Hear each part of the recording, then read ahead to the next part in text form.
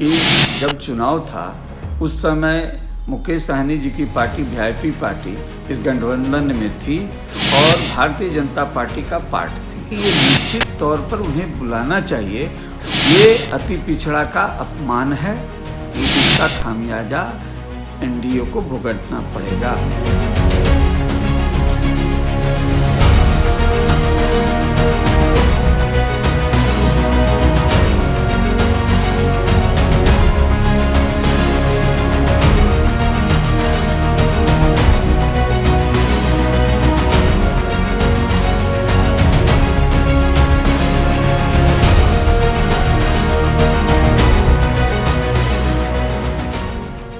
नमस्कार, आप live cities देख रहे हैं। मैं हूं गरिमा भारती। बिहार में कास्ट सेंसस का मुद्दा इन दिनों काफी गरमाया हुआ है।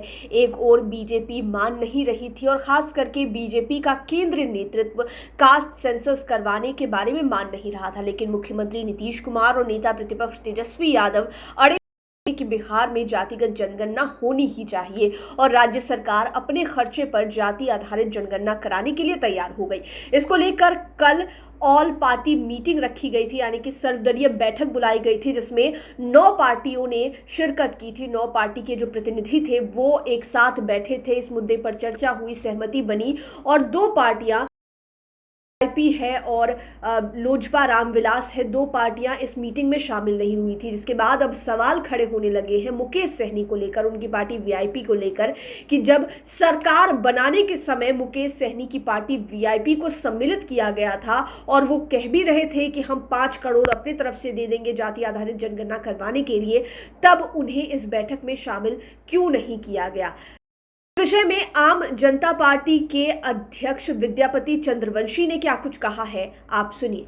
इस संबंध में मेरा कहना है कि जब चुनाव था उस समय मुकेश सहनी जी की पार्टी वीआईपी पार्टी इस गठबंधन में थी और भारतीय जनता पार्टी का पार्ट थी। उस समय इनके जो वोटरों ने इन्हें तो मैंडेट दिया, तो जब इन्हें मैंडेट दिया और उनके आज भी उस मैंडेट पर वो चल रहे हैं, तो मेरा विचार है कि ये निश्चित तौर पर उन्हें बुलाना चाहिए। और प्रक्रिया जो की बात हो रही है कि इस प्रक्रिया में आता है कि जिनके विधायक हों सिर्फ उन्हीं को बुलाया जाएगा, तो मेरे समझ से कि मैंडेट मिला हुआ है तो निश्चित तौर पर बुलाना चाहिए था। ये अति पिछड़ा का अपमान है और मेरा कहना है कि इसका खामियाजा एनडीए को भुगतना पड़ेगा।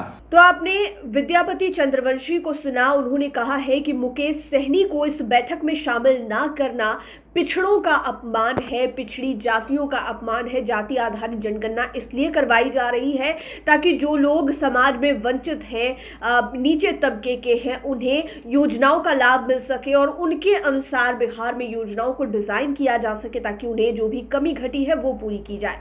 लेकिन उनके प्रतिनिधियों को ही नहीं बुलाया जा रहा है। ये उस कैटेगरी का, उस पूरी जाति का, उस पूरे समाज का अपमान है। विद्यापति चंद्रवंशी कहते हैं कि जब मुकेश सहनी की पार्टी को सरकार बनाने के समय में साथ में सम्मिलित किया गया था, तो अभी उन्हें इस तरह से क्यों छोड़ दिया गया है, उनको शामिल क्यों नहीं किया गया है। हालांकि जो नियम और कानून है उसका तर्क ये कहता है कि विधान सभा के भीतर जो भी पार्टियां हैं, जिसके भी विधायक हैं, वो ही इस बैठक में शामिल हो सकते हैं।